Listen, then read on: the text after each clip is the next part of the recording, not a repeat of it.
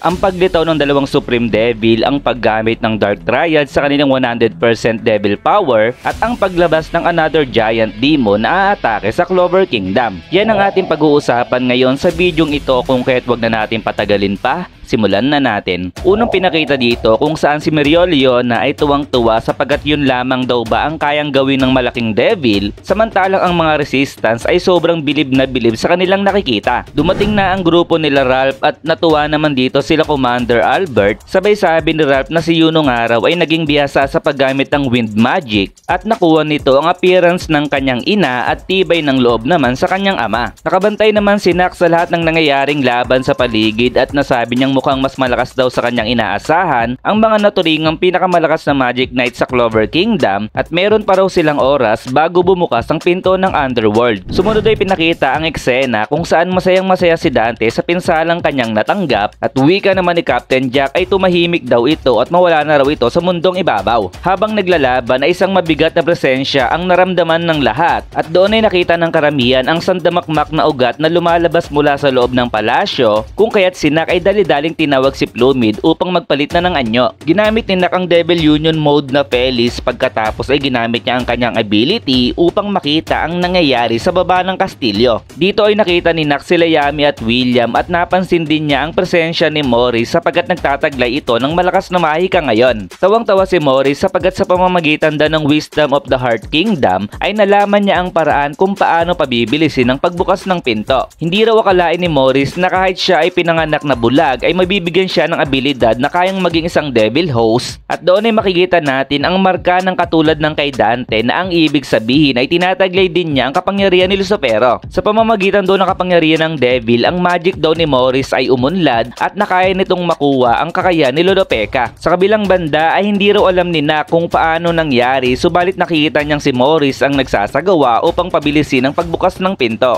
Unti-unti nang bumubukas ang pinto ng Underworld, kung kaya't si Nak ay magmamadali na sanang tapusin si Morris. Subalit nagulat ito nang makita niya ang dalawang kakaibang devil at sa pagtingin ni Captain Jack ay bigla siyang napalipad papalayo samantalang si Nak ay nakaiwas naman dito. Tumalsik si Jack samantalang si Dante ay nagulat din sa nangyari at kaya pala nakaiwas si Nak sa atake ng mga devil sapagat ang ability ng kanyang devil ay ang pagiging mabilis. Alam ni Nak na ang dalawang devil na nasa kanilang harapan ay napapabilang sa mga Supreme Devil, samantalang si Jack ay naipalkat sa pader sapagat naging yelo ang ilang parte ng kanyang katawan. Napansin ni Nak na ang kanyang devil ay nanginginig sa takot at maaari niya daw i-assume na ang lakas ng dalawang devil na to ay maikukumpara sa lakas ng Dark Triad. Sinimulan ng atakihin ng dalawang devil si Nak, subalit si Nak ay nagagawang makaiwas dito at kanyang napagtanto na malayo daw pala ang lakas na tinataglay ng dalawang devil kung ikukumpara sa Dark Triad. Napansin ng karamihan na ang mga ugat na lumalabas sa palasyo ay hinihigop ang mana sa paligid at doon ay biglang lumabas ang napakaraming devil mula sa pader ng kastilyo. Nagulat at natakot ang mga resistance sa paglabas ng napakaraming devil, samantalang si Mereoleona ay may naalalang pakiramdam nang makita niya ang napakaraming devil na to. Kasabay nun ay biglang tumayong muli ang malaking devil sa harap ni Mereoleona, kung kaya't doon ay napangiti muli ang babaeng leon sapagat doon pa lamang daw magsisimula ang totoo niyang laban. Pinakita naman ang eksena sa laban ni Zenon at Yuno at naisip ni Zenon na hindi siya mananalo kung 70% lamang ng devil power ang kanyang gagamitin at wika naman ni Yuno ay yun na raw ang katapusan ng laban. Sa eksena naman nila Charlotte ay nagulat ito dahil ang curse power daw ni Vanica ay nakulong na, subalit ang magic nito ay umaapaw naman. Wika naman ni Dante, ang unang pinto ng Underworld ang umaharang upang ang kontrata nila sa devil ay hindi makumpleto, kung kaya't ngayon daw na bukas na ito ay magagamit na nila ang 100%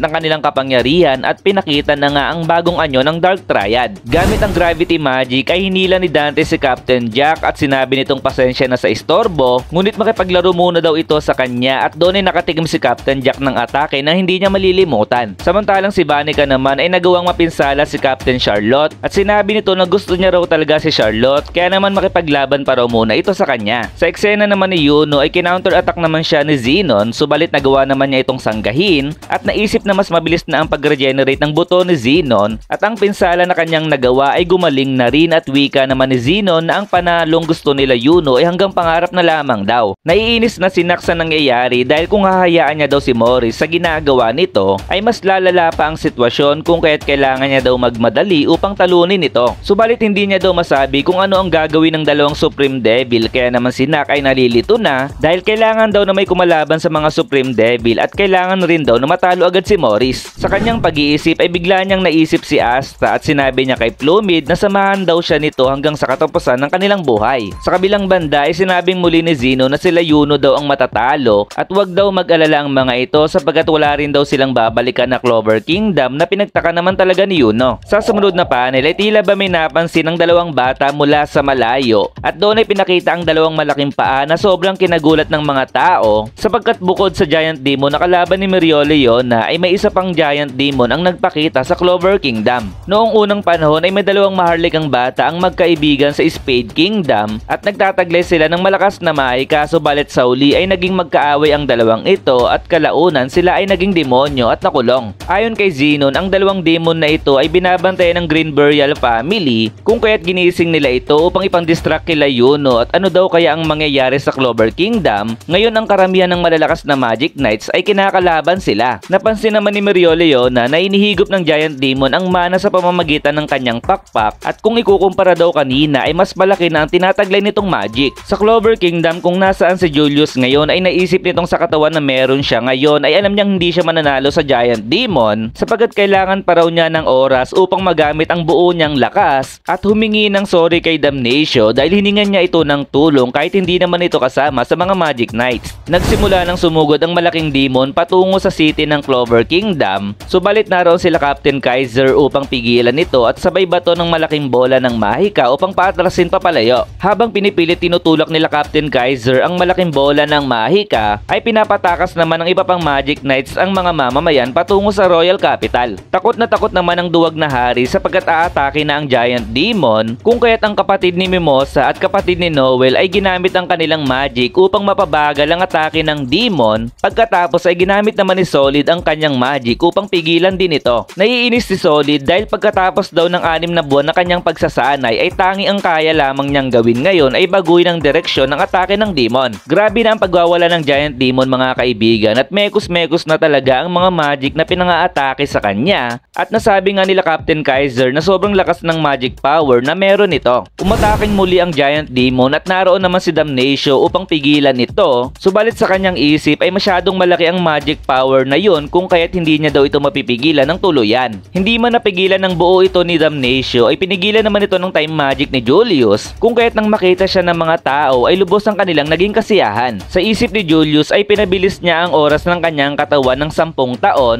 pero limited lamang daw ang kanyang oras at kanyang abilidad, ngunit kung isasama daw ang magic ni Damnatio sa kanya ay magagawa daw nila ito. Inatake ni Julius ang Giant Demon upang tapusin na ito at humihiling na bigyan daw siya ng lakas kahit ngayon lamang daw, pero sa hindi inaasahan ay bumalik muli ito sa pagiging bata. Nagulat si Julius dahil napakabilis naman daw ng kanyang oras at sobrang gulat naman ng mga nakakita sa kanya, samantalang si Damnatio ay napasabing hindi na siya tatagal sa kanyang ginagawa. Nawala na ng pag-asa ang lahat ng Magic Knights sapagkat sobrang laki ng magic ball na tatama sa kanila, subalit biglang dumating ang ating bida at madali nilang binura ang malaking bola ng mahika sabay yaya kay Libby na sila ay mag-Devil Union na. So dito na muna natin tatapusin ang bidyong ito at hintayin nyo ang susunod kong upload dahil another Black Clover chapter review ulit ang aking gagawin. So don't forget to like, follow, and subscribe sa aking page for more Black Clover contents and see you to my next video. Goodbye!